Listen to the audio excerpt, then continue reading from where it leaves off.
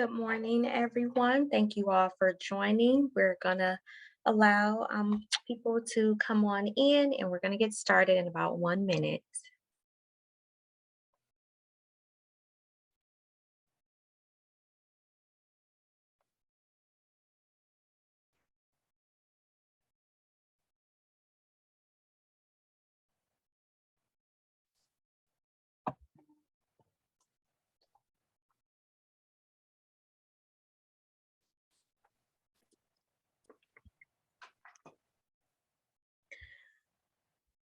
All right, it is 10 o'clock, so we are going to go right ahead and get started.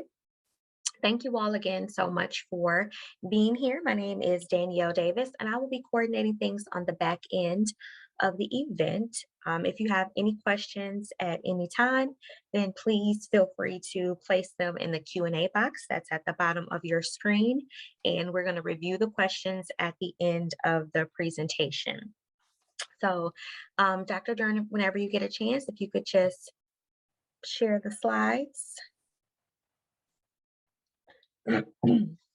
This presentation is being recorded and you'll have the opportunity to view it on our YouTube page. There will be a link that'll be sent to you that'll have that information, as well as a link for our survey.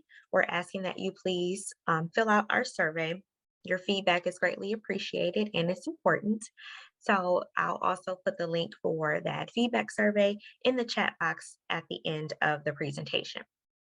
So for those of you that are new to the Michigan Alzheimer's Disease Research Center, we're a center that's here in Ann Arbor in a collaboration between the University of Michigan, Wayne State, Michigan, and Michigan State University. We offer a variety of dementia-related research studies, and if you're interested in learning more about our wellness programs for caregivers, Lewy body dementia support groups, or if you simply want to get involved with research, feel free to visit our website or our social media site, or you can reach out to me and I'll point you in the right direction. So now it gives me great pleasure to introduce our speaker for today. Dr. Paula Duren is the founder of Universal Dementia Caregivers, known as UDC. After years of caring for both of her parents, as they steadily declined in memory and awareness, Paula discovered the techniques for addressing the emotional well-being of caregivers and patients prior to founding UDC. She served as a consultant in the areas of change management and leadership development with expertise in executive coaching, guiding organizational change initiatives, and team development.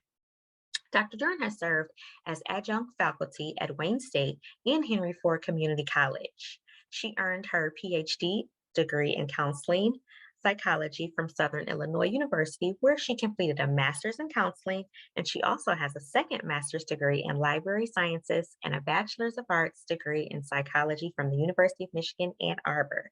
So without further ado, Dr. Duren, take it away. Thank you very much for that introduction, and good morning, everyone. Thank you for being here and taking this important time out.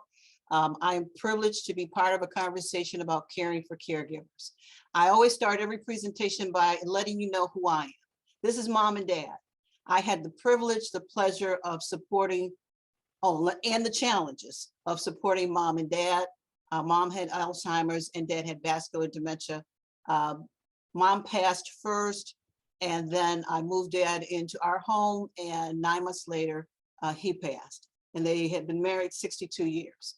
This was probably the most challenging experience, but yet the most rewarding experience I ever had in my life. And so as a result of the work we were doing, the challenges we were experiencing, we created Universal Dementia Caregivers. And our mission is to care for caregivers. Because as we went through this work, I constantly felt like, well, on one level, I thought I was smart because I knew what dementia was, but you really don't understand the disease until you actually, you have someone close to you where you actually experience every change with them. And so we designed a program called Care Partners Passage Through Dementia, which means our lives paralleled each other and throughout their journey. I learned, we shared, we challenged. And what I'd like to share with you today are a number of things that are based on the work we're doing, we continue to do with caregivers, but also from my personal lessons with my mom and dad. Want to talk a bit about today about what we know about caregivers and know that I'm included in those numbers.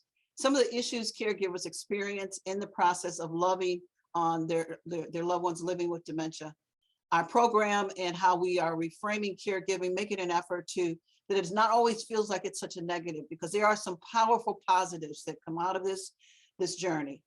I want to talk about self-care, which is essential for caregivers, is essential for everyone, but especially important for caregivers who often feel like they don't deserve to have that care. And of course, I want to talk about, if you're looking to take help, support a caregiver, here are some ideas on how to support a caregiver. So let's get started. Our target audience when we started is one, because my experience is from an African-American background. I wanted to create an environment that was comfortable and supportive of other African-American caregivers. And some of the things that we learned, we know about caregiving are pretty much stats that you have seen, but to frame past this, many caregivers have to make major life adjustments. If they're working full time, they often have to readjust their timelines. If they are, some people have to do a part-time, some people have to quit, which then impacts the financials, and the financials then are impacting everything else that they're able to do. They're often feeling overlooked. And the challenge of that for me is that caregivers are often called the backbone of this, the unpaid backbone of caregiving, because we provide the majority of care to most of our loved ones, and we forget about them. It feels like that safety net, they feel ignored. They hear people say we're important, yet it's such a challenge sometimes to get supports, to work through the bureaucracy, to find some organizations that really connect to who you are. But the beauty of it, when I came through this process, there are more groups focusing on caring for the caregiver now than they were when I went through this myself. And what we've also found, in addition to what's on front of us, caregivers find it difficult to care for their own health. And that is so essential that caregivers care for themselves, because if they're not able to care for themselves, who then will care for their loved one? And the research talks about the bottom line on this one here, caregivers are often referred to as the second silent patient, because they often and don't take care of themselves. And so as that second silent patient is living in a constant state of stress, because especially supporting someone with dementia, I mean, it takes your constant vigilance and your attention, your time, your emotions always focused there. And because the disease is unpredictable, and I want to say unpredictable in terms of the behaviors you might experience with your loved one. It does move through a cycle, it does move through stages, but it's unpredictable when it comes to when something will happen. At one point, they might be behaving in a way that feels comfortable for them and comfortable for you. And then the next moment, they're angry or they're lashing out. And we're supporting a family right now where mom is living with dementia. And there are times she physically attacks dad. And she's at a place where she's also struggling with hallucinations, and hallucinations her hallucinations are focused in on dad's cheating on me or her husband, or she doesn't know who he is. So in that situation, he is the caregiver struggling with, how do I support my wife, but how do I stay sane myself in the process of receiving assistance and support? So you're not sure how they'll behave. So with this frame that caregivers have to be vigilant, and it's intense and it's unpredictable, know that that's the way they're walking through this process. And one of the things we try to do is teach them strategies and skills around how to effectively manage themselves. Because I'm a believer that one of the biggest challenges of being an effective caregiver is managing yourself. I just want to make a note. Most of the pictures, except for like this one, were before COVID.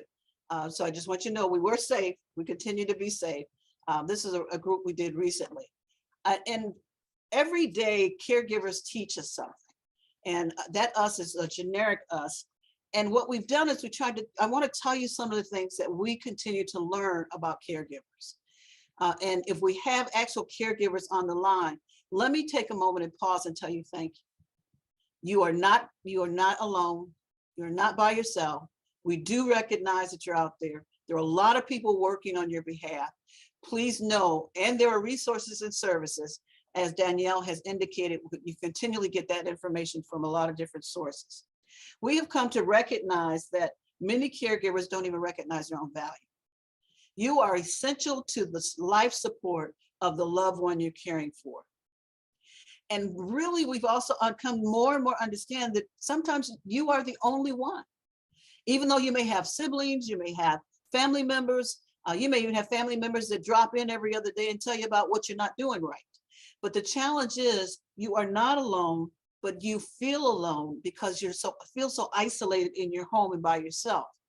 And with COVID, that has worsened over time.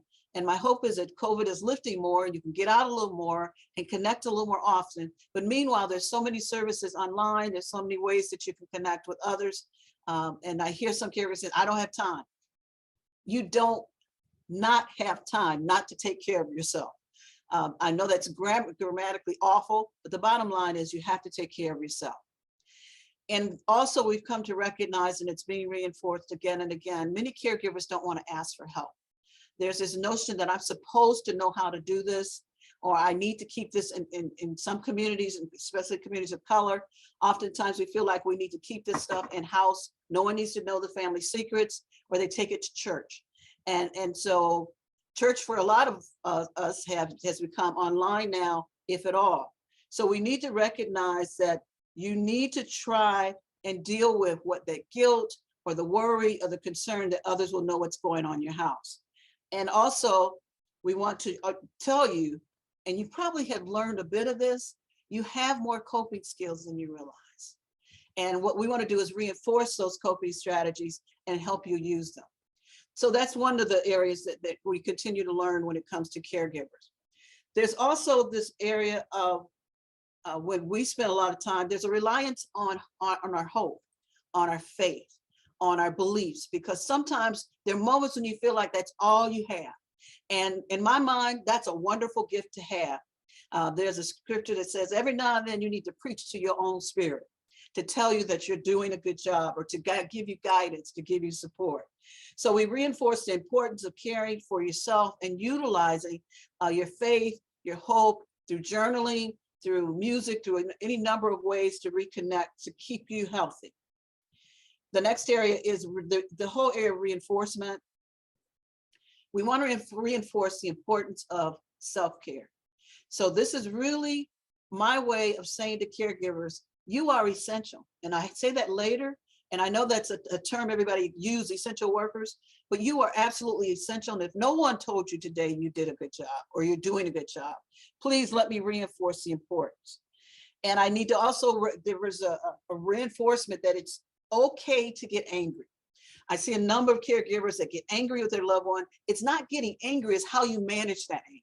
It's a normal feeling that if someone comes in and just starts cursing at you or accusing you of stealing or doing any number of those things, or just constantly following you around and around the house, it's a natural feeling, but you then resort to your skills, to your gifts, where you then reinforce it is not okay to get angry. It's not okay to stay angry, because then that hurts you more and sometimes the loved one. But we want to reinforce that it's normal. We give you skills, you support skills to keep moving. It's also want to reinforce the importance of staying connected to other people. Isolation is something that we sometimes do. I tell the caregivers that you need at least one mentally healthy person in your life who you can call, who you connect with, who you can talk to, that can give you a conversation that doesn't kind of funnel down. Because that's what happens sometimes when you talk to someone else who's also a caregiver. You find yourself just spiraling down this funnel, just going down, down, down. You need someone every now and then to just yell and say, stop. Just stop. We are doing a great job. We're doing the best we can at this time. We will seek assistance. We will go out and get support so that we can continue to do the work we do. So those are some reinforcements. And just one more reinforcement is that we have learned and continue to learn the importance of self-management. Self-management is key. Oftentimes we think we can control the loved one, and there are some strategies around influencing behaviors. But the real person we control is us. And I used to say on some good days, I'm not so sure that I'm doing a good job of doing that, of controlling and managing myself. And we teach this model where it starts with just simply be present. And a lot of people doing work in the area of mindfulness. And it's really starting with understanding that I am here in this moment. I have decided that this is the thing I have chosen to do. And I am going to take care of myself as I take care of someone else. And then with the caregivers have also taught us that sometimes there's some things they need to resolve. We met with some caregivers recently, and they talked about some anger they had, but it was related to issues that were unresolved with their parents. And one of my favorite lines is, if you're 50 years old or more and you still mad that your mama didn't buy you that bike, get over it. And I say that with a smile because sometimes we've got some unfinished business, and some of us may need to see a therapist. Some of us may need to just kind of talk it out with friends and family, but we need to be sure that we address any unresolved issues that we might have with our loved ones. We need to let it go. When I was a therapist, there was this technique that you blow all this air into the balloon, and it was symbolic that you're putting all your energies and your pain, and you let the balloon symbolically go, because that's the way you bring peace to your spirit.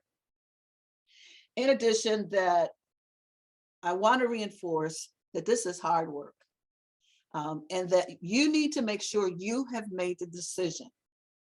And if you have not resolved that I am a caregiver, I made that decision, and I am going to do the best I can. You need to really spend some moments on making the decision, because making a decision frees up some of your emotional energy. And what I'd like to talk about as I leave this frame of what caregivers have taught us is that dementia itself is an amazing concept. It's probably, some caregivers say it's the most cruel disease you've ever experienced. I want to walk through the stages. I'll leave the information there in terms of the stages themselves and some of the elements within that stage. But I want to talk about some of the challenges caregivers face in each of those stages. And then we'll talk about how some of those challenges are managed. At the early stages of an Alzheimer's disease, or and let's talk Alzheimer's in particular, there's some memory loss, and there's some misplacing of things. And one of my favorite stories is my dad, when misplacing things. It was amazing that I was making sure that all the bills were being paid at the house. So I was writing the bills, but even though that was Dad's task, but he was no longer able to do that. But bills started coming up missing all of a sudden. I mean, and then we got some shut-off notices on the door. And so the issue was, how is that possible? Well, one of your jobs as a caregiver is to be the best little detective you can find. So one morning I decided to just watch Dad, because one of my father's habits and patterns is that every morning he would greet the mail person, get the mail, sit there when he was capable of it, go through the mail, determine what things had to be paid, and he would write the checks and get things done. Well, this particular day I was there, and I said, let me just sit and watch what Dad does this morning. Dad greeted the mail person just like he always did. He looked through the mail, and then he put it all in the side of his seat. When Dad moved, I decided I would see what's down there. There was mail from weeks of mail in that chair. So misplacing everyday things is not uncommon. And so what we encourage you to do, that if something starts to come up missing, start just paying closer attention to some of the patterns. So what I did is, and I believe in honoring the loved one. Since that was Dad's pattern, it's his role he served in the home, what I did is I had all the bills moved to another address and sent to that address, so that every morning Dad could still get up, get the mail, sort through it, and then it just ended in his chair. So I wanted to honor him, his patterns, and not make him feel bad because he was forgetting, but to then take on the task because the task still needed to be done. So some of the challenges, as you look at the characteristics that are under the mild stage, is learning about the disease. That's one of the first things. Learn as much as you can about the disease, and then learn some more. And think about your family. Every family has patterns, every family has issues, every family has traditions. And looking at those, and understanding what those are, so that as you do the work you're doing, you can support them, you can encourage them, while not necessarily running into some of the walls that we did when we walked through this process with our parents. There are some legal issues at this point that you need to address.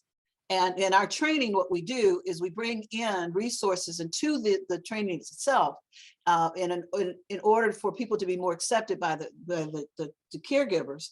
And we have them talk about the legal issues, because legal issues, bottom line, get the paper right.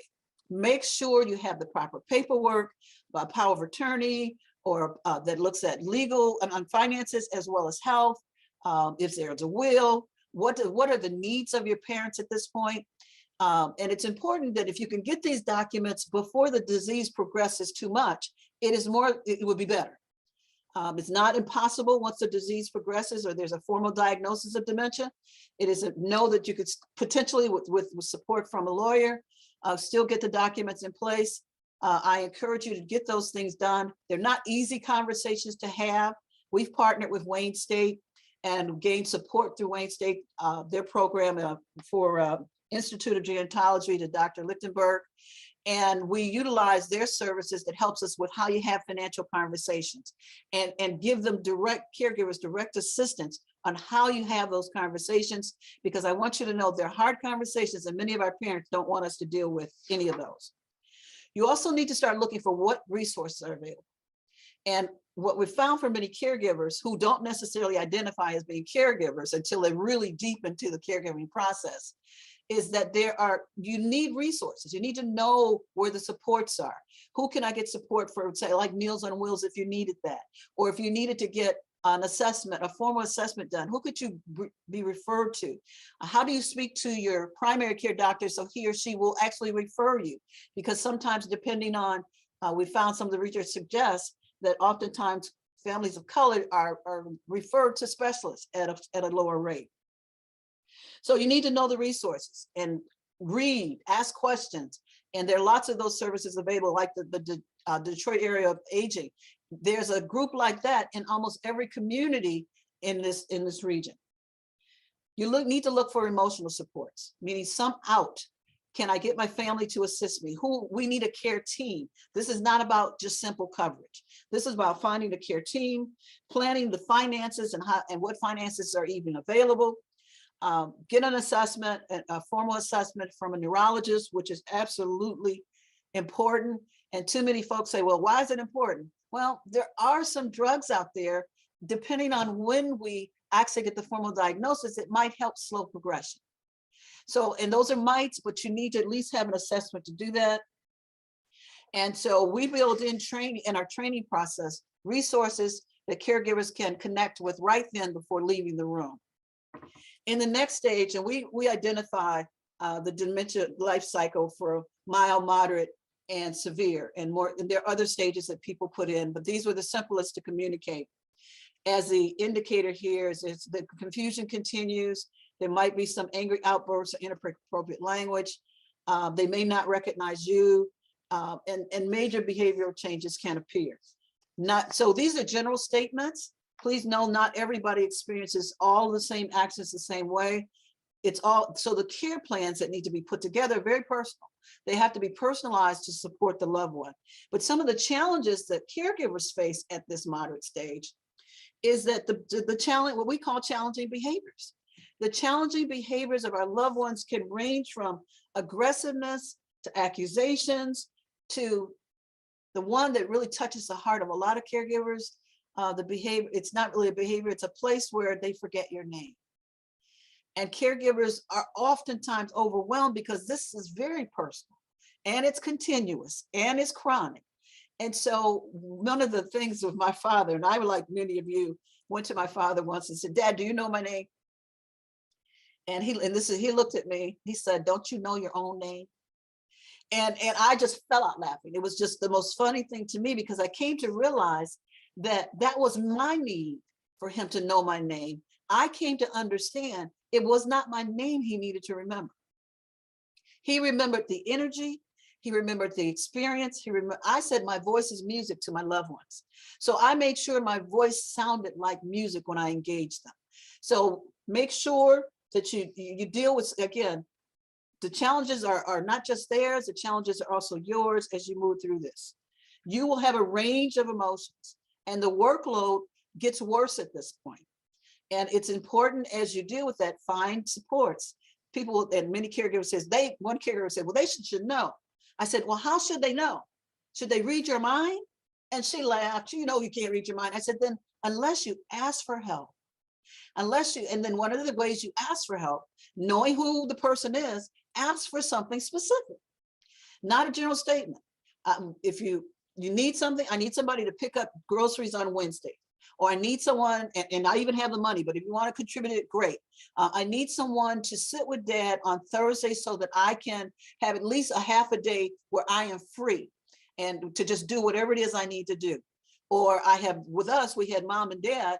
I would ask for help with one of you. I'll take mom, someone else take dad, and go to you do your doctor's appointments. You can't do all of this stuff alone. No matter how you try, no matter how much you want to, how much you feel like you should or shouldn't, and those kinds of things of should and shouldn'ts, those are awful words because they're mean to you. Also, during this moderate stage, one of the challenges that we have found with ourselves and with caregivers, if there are any family issues, they're going to come out. Issues like who's in charge. Hopefully the paperwork says that. I have seen families where they play out childhood issues as they care for their parents. And what happens is a parent, the one who needs you most, is the one in the middle, not necessarily getting the necessary support they need. You're working hard to protect them. And what looks like the other person is trying to gain control. And it might be an issue of control because each of us manages these moments differently. So if there are family issues, there's a piece we do on communicating with honor to our siblings and finding out what are the issues we're struggling with. How do we deal with this? Because we need to have our parents or our loved ones key and essential and center. And in that process, how do we do that and support each other at the same time? I am one though, please know, I will invest in time to try to work things out. I will also back down on things, but I at some point, if I'm wasting my time, I decide that it's not worth it. And then that's a whole nother set of issues that you have to deal with. But it's important during this stage to know that sometimes your issues, family issues come out and they're as difficult to handle as the issues that you might receive from your loved ones. Another thing is related to asking for help and respite. It is during this time that it's so essential, well, all the way through the caregiver journey, is you have to find time for respite. We did a session just the other week, respite, what is it? Because there are a lot of folks that hear this word respite, and they don't even know what it means. All it means is a time out to take, the way we define it, a time out to take care of you. And it might mean our loved one may need to be placed in a day program, or you might need 3 days off for a weekend, and you might need to find a center of some kind or a nursing facility that can care for them, depending on what stage of issues they're dealing with. But our options have been limited oftentimes, but organizations are starting to open back up. And you need to find organizations that you can have your loved ones attend through day programs or overnight programs or weekend kind of things where you can have time for you. And one caregiver told me that we supported him in getting some time out. He said, Doc, all I wanted to do was go fishing. I thought that was the most wonderful thing. And when he came back, I said, how much fish did you catch? How many fish did you catch? He said, fishing was not about catching fish. Fishing was about taking the time to simply be with myself and nature and in the moment. So it's essential and necessary. This is also when you need to be really thinking through what are my care options for our loved one. Meaning right now, I seem to be able to care for them at home. And if that works and you have capacity and the best services can be provided at home, but you need to be thinking, what are all the possible resource options or care options that I have available? Let me move to the severe stage of this and talk about the challenges, caregiver challenges. This stage is where almost everything, you might have to start doing everything. It might be weight loss, excessive sleeping, trouble eating and swallowing. One of the things we found, this was personal with my mom, is that we found that we had to deal with swallowing. She ultimately died because we thought it was a problem with her throat. So we had the swallowing assessment done, and the doctor told us that no, it wasn't swallowing that was the problem. The problem was she's in the process of transitioning. So we had to accept that and recognize that you need to stay connected to professionals and that in their gift areas. I knew that I was a fairly decent psychologist. I was not a physician. So we partnered. Part of the care team was to have a doc that I could connect to on a regular basis so we could support each other. One of the things that I should have said in the moderate phase, you need a team. Let me reinforce, you need a team, because some of the behaviors you have to deal with, and some you can handle, some you can't. Every day is different in the process of caring for your loved ones, but have a doctor, physician on your team that if you consider medication as an option for managing some of the challenging behaviors, you'll have somebody readily available to you. So in this severe stage, some of the issues deal with, sometimes you get a little depressed, you get a little down, and that's okay. It is. It's okay to be sad. But again, you can't stay there, because if you stay there, you might start getting too comfortable there. And what you need to do is find healthy ways of dealing with your depression. And you can always get a therapist, get an online therapist that you can talk to. You can get on a support group with other caregivers. And it's so wonderful to know you're not by yourself. We offer a monthly support group for caregivers where you talk to each other and get ideas and strategies on how to help manage this moment in your life. We talked about the importance of care options, knowing what my options are that are available. In our training, we take caregivers through a decision matrix that looks at what's best for my loved one right now by starting to assess the needs and then talking about the resources as they go through their decision tree. Here is also where your loved one needs you to stay connected with them. Sometimes in a severe stage, we don't do some of the things that we were doing. It is important that when you're taking care of a loved one, not everything's a task. We teach 7 care strategies that are focused on touch, communication, and engagement, because it's here that you are powerful throughout this whole thing. But you have such power at this place because you can communicate with them in ways that that transcends words. And the power of touch. And in our training, we teach techniques for massage. And you're not a massage therapist, you're not certified, but you basically know how to have a physical engagement with your loved one. And in order for you to do that with them, which they love and appreciate, you also have to remain calm yourself. So we're looking at how we manage ourselves and our loved ones at the same time. There's one particular caregiver that has a spa day with mom. So they do their hair and their nails and their toes. And those are really important things to do because it gives you a pleasant moment that you also treasure. And it also gives them the kind of support they need. We created this journal that we have through UDC. And in my mom's journal, this area, it said, oil my scalp. So next to her bed, I had a jar of grease and a brush.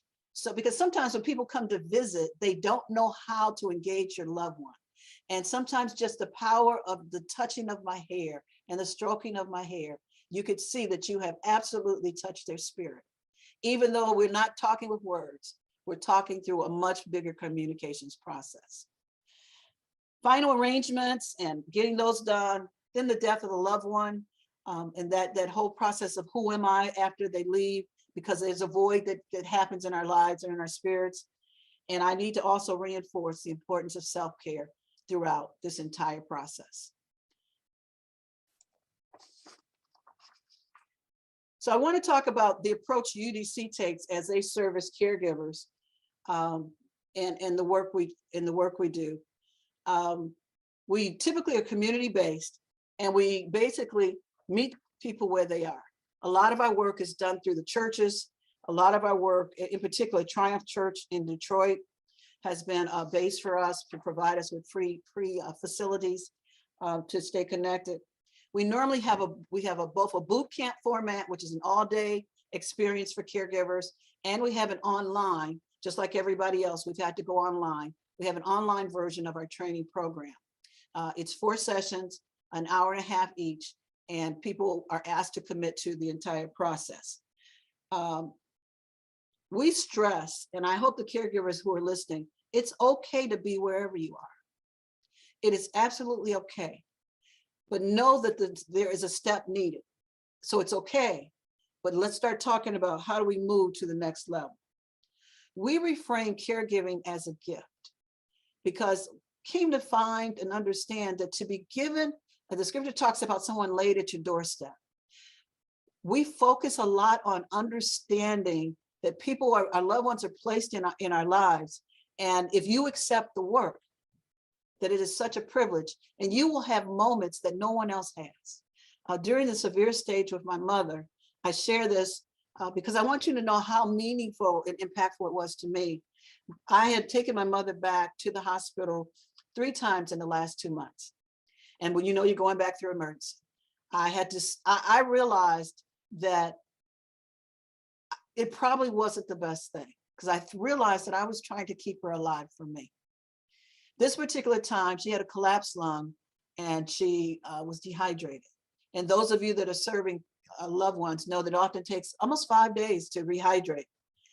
And so we took her back, and it was like 7 o'clock in the evening.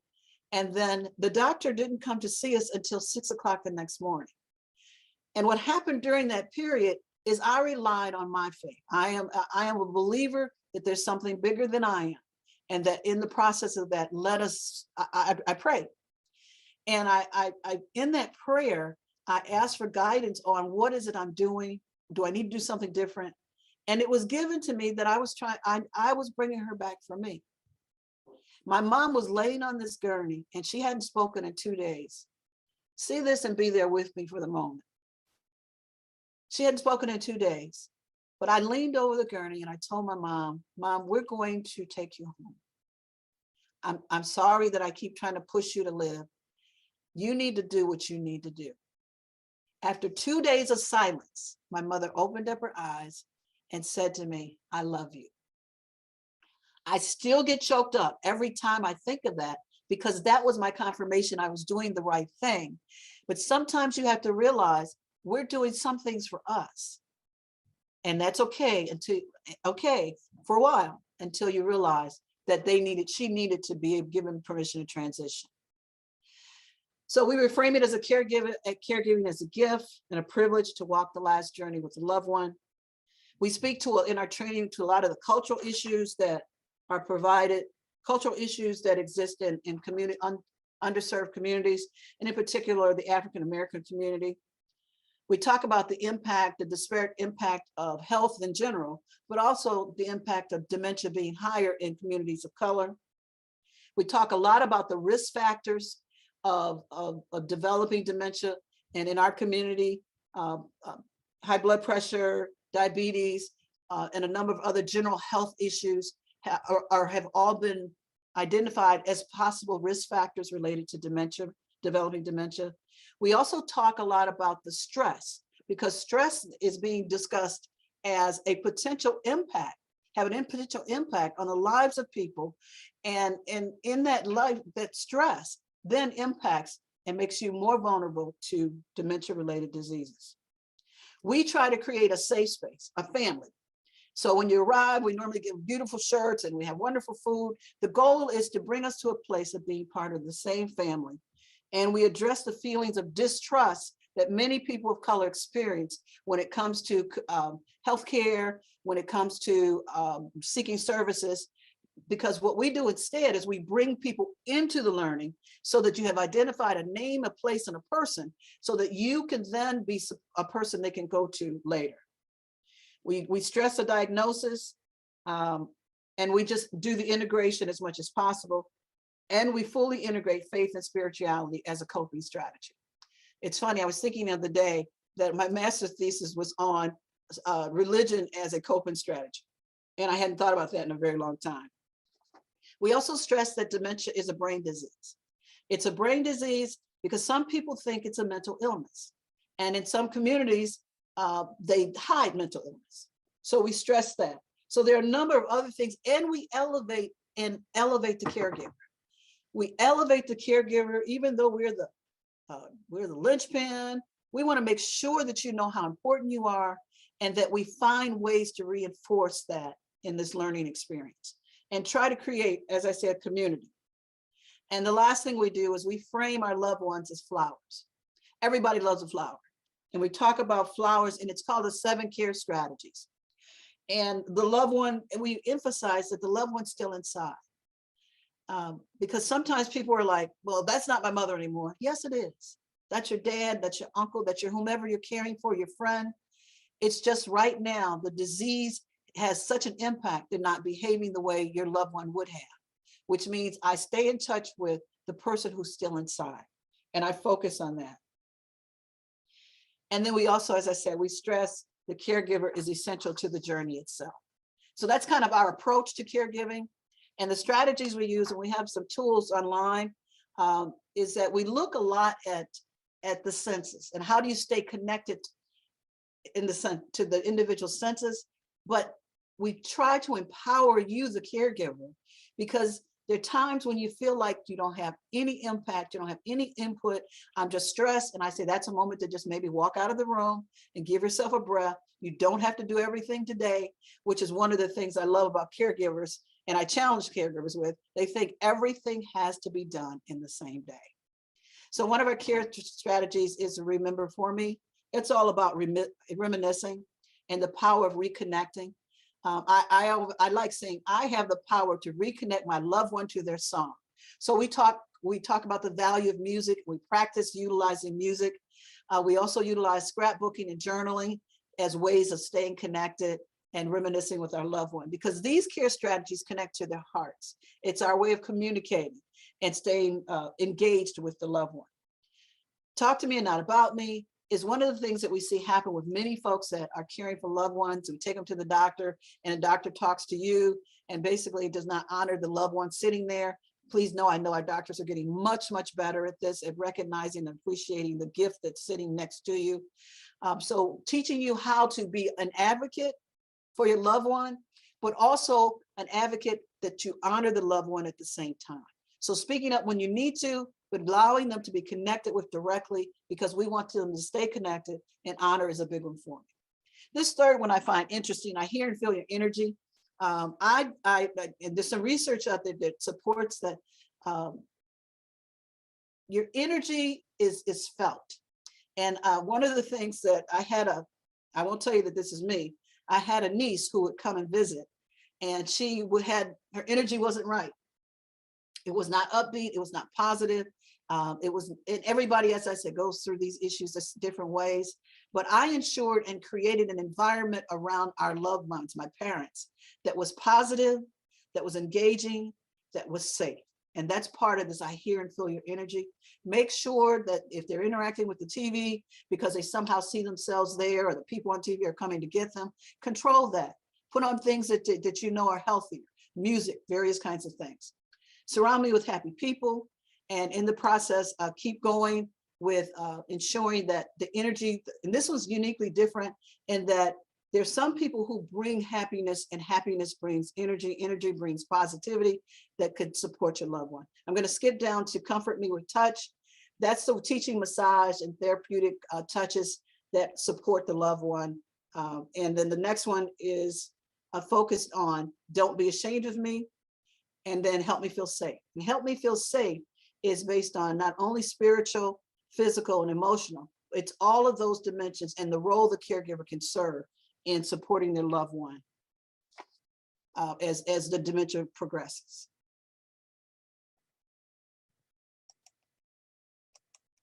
Let me go to the next slide. I simply want to say right here that it's really important that caregivers learn to care for themselves. I realize sometimes it felt like it was coming across as mean for me saying that. I realize self-care is a process, and you are a whole person. And right now you're probably not nurturing some elements of who you are and your personality and what you're about. But I always start with forgiveness. For every day, I ask for guidance and forgiveness of things I might have done wrong or didn't know to do and should have done. But in that forgiveness, I learn. And in learning, and I practice. So I practice strategies. We create this tool. We create very specific actions that caregivers can do under each of these areas, and they select the ones that they want to do themselves. And then hold themselves accountable, because it's important that you know that you need to take care of yourself. So let's start physically. And we offer a monthly exercise program online, 30 minutes where you could take out for you. So it's a process and a practice, and getting this stuff over and over and over again, and being kind to yourself in that process.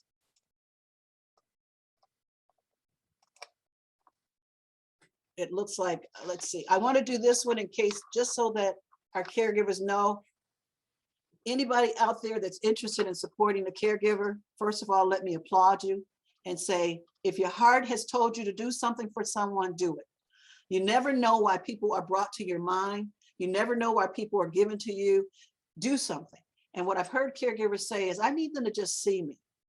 I need them to see where I am and what I'm struggling with and how I'm trying to do a good job. And oftentimes I don't know what to do. Just simply see me. Listen past my words. My words will say I'm fine.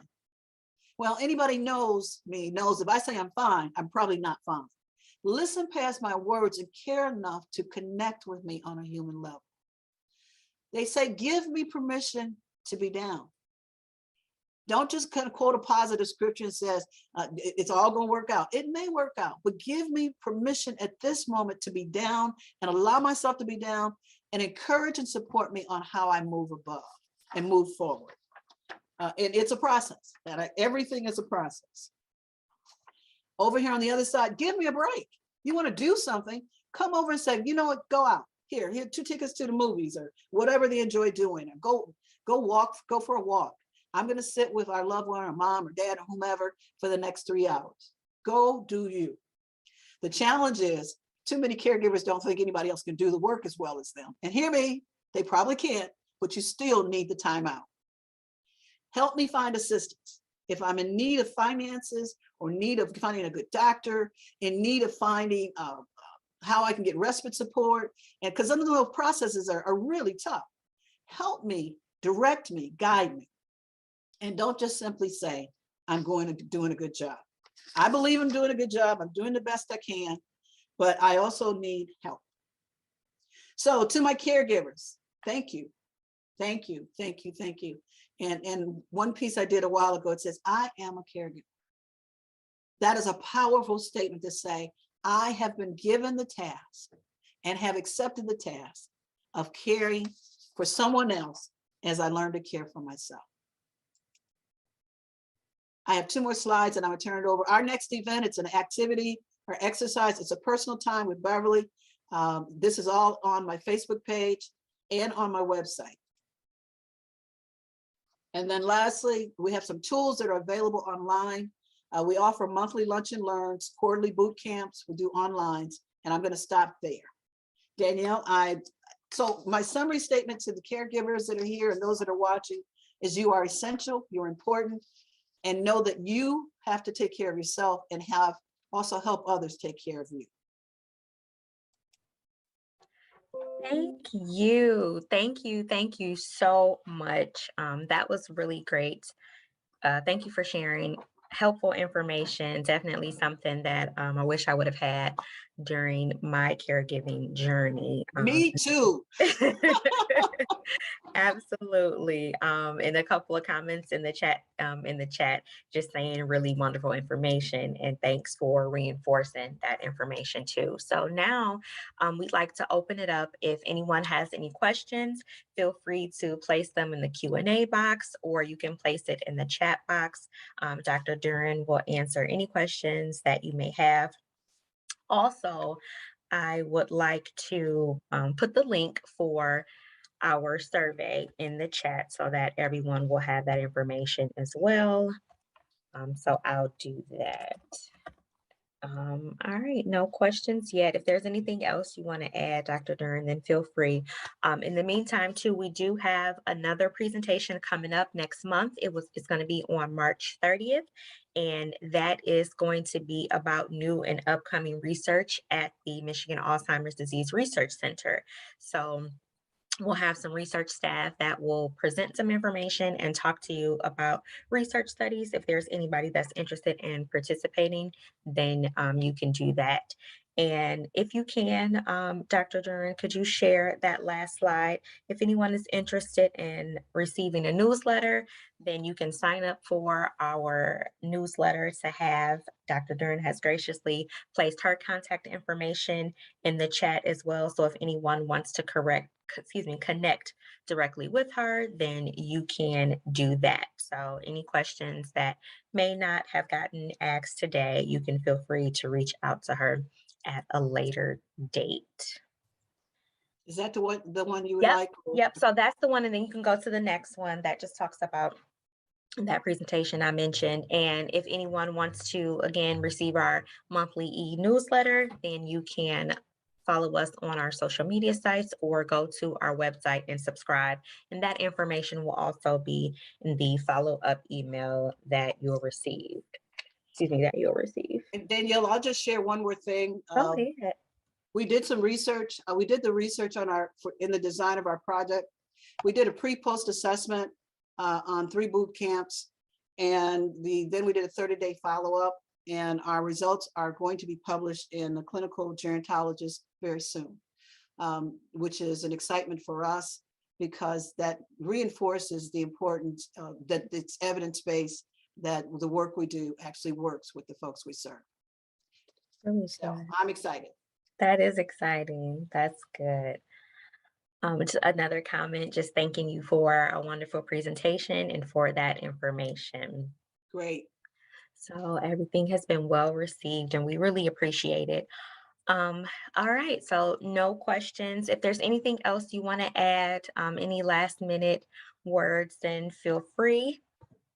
Do you have anything else? No, not at Okay, all. I'm just, all right. again, every day is a journey.